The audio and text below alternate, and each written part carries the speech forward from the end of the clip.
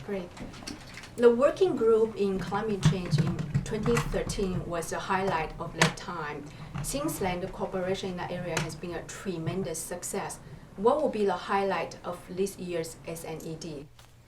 Yeah, well, the 2013 working group did make a sea change in our cooperation on climate change. I mean, really, you saw China and the United States go from being captains of opposing teams in 2009 at Copenhagen to really coming together and then pulling together and pulling other countries into this great event we saw on April 22nd in New York, the signing of the COP21 agreement. So yeah, the 2013 working group, that was a kind of a signature of all of the cooperation that we've been trying to build through like the SNED mechanism and other dialogues with China.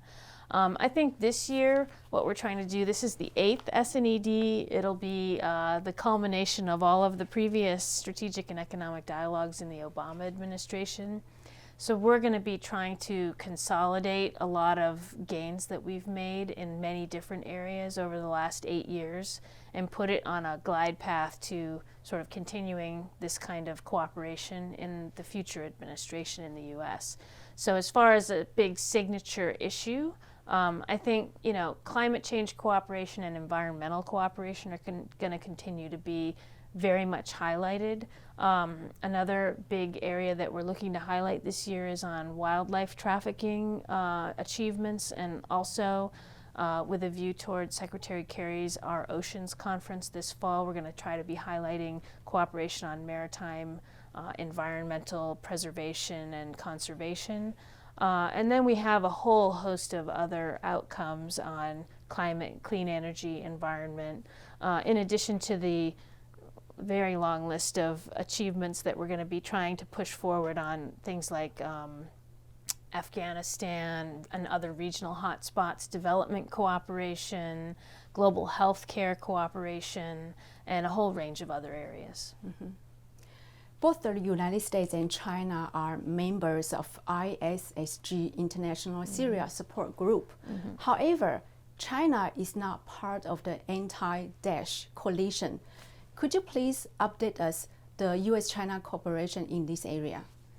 Yeah, I think this is an area that has been moving more slowly in U.S.-China cooperation than I think both sides think is possible and would like. So we have seen some recent, I think, increase in the tempo of cooperation. The Chinese recently named a very high-ranking diplomat as a special envoy for the Syria situation, which I think shows that they're attaching more importance and putting more focus on the efforts to push forward the ceasefire and the sort of peace process in Syria. They also recently announced that they would be joining the anti-Daesh coalition's finance working group as an observer, which is another, I think, significant step for them. And we've also been building out our bilateral cooperation on counterterrorism in our bilateral mechanisms. We've had conversations between the Department of Homeland Security and Chinese authorities on things like countering precursor chemicals that go into IED bombs, which have been so prevalent in that part of the world, and also countering other terrorist activities such as countering nuclear smuggling. We've been working with China to try to put in place more preventive measures for those kinds of activities. So I think we're making progress. I think there's more that could be done, but I think we're definitely focused on trying to do more. In the past, the State Department report on anti-terrorism has characterized the cooperation between U.S. and China as marginal. Mm-hmm. Was that still the case? I think, I don't know what marginal means in this case, but if it means that there's more that should be done, I would agree with that, and I think we're trying to do that. Regarding cybersecurity, mm-hmm. is China implementing the agreement not to use cyber-enabled theft for commercial advantage? Well, you raised this cybersecurity issue, which, if you recall, last year was quite hot topic in the media in the run-up to both the strategic and economic dialogue and also in the run-up to President Xi's visit here last September. And I think the cyber issue is an issue that we can sort of point to as one that has actually been successfully dealt with by these high-level mechanisms that we've set up with between the U.S. and the Chinese governments. We raised our concerns with the Chinese at these high-level meetings. It took a while to get it registered that this was actually very high on the list of our concerns. But when it finally did register, we were able to get an agreement. And one of the points in the agreement was the one you mentioned, a commitment not to,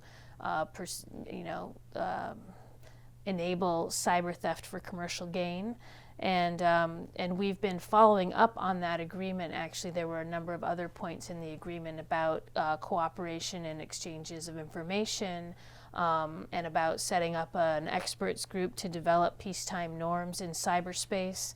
And so we have been following up on that agreement. We've had several exchanges among law enforcement personnel on looking into different cyber incidents, and we've held already one cyber ministerial to sort of look over what the progress has been. The next one will be coming up on June 13th when Department of Homeland Security Secretary Jay Johnson and the Attorney General Loretta Lynch will be traveling to Beijing for that ministerial. So that will be just following the SNED. But we also did hold our first cyber experts working group on the peacetime norms issue as a follow-on from that agreement just last week, I think, here at the department. And we'll be following up on ideas that were raised in that forum at the SNED. 127 outcomes were listed last year during the strategic track. Hope you're not going to quiz me on all of them. Number 3 is a CBM. Could you please update us the progress in discussions regarding a confidence building mechanism regarding air-to-air and maritime encounter safety? Mm-hmm. Yeah, I think the CBMs between the two militaries are one of the flagship outcomes, actually, of the strategic and economic dialogue process over the last few years. The fact that we were able to first get agreement to have a framework of confidence-building measures, and then to get these two very significant measures agreed to in the first 2 rounds, I think is really a big accomplishment. We recently had an incident with an air intercept that was reported in the press, and if you look at the way that issue was dealt with, it's in pretty sharp contrast to how such issues were dealt with previously. And I would say because of the confidence-building measure on air-to-air encounters, and because of the series of dialogues that we've got set up between our two militaries, that these kinds of things can be handled in a professional way and can be treated, without a level of extra kind of inflammatory rhetoric that would lead to or make it more complicated. And I think that's a very positive development. Thank you so much, Secretary. You're welcome.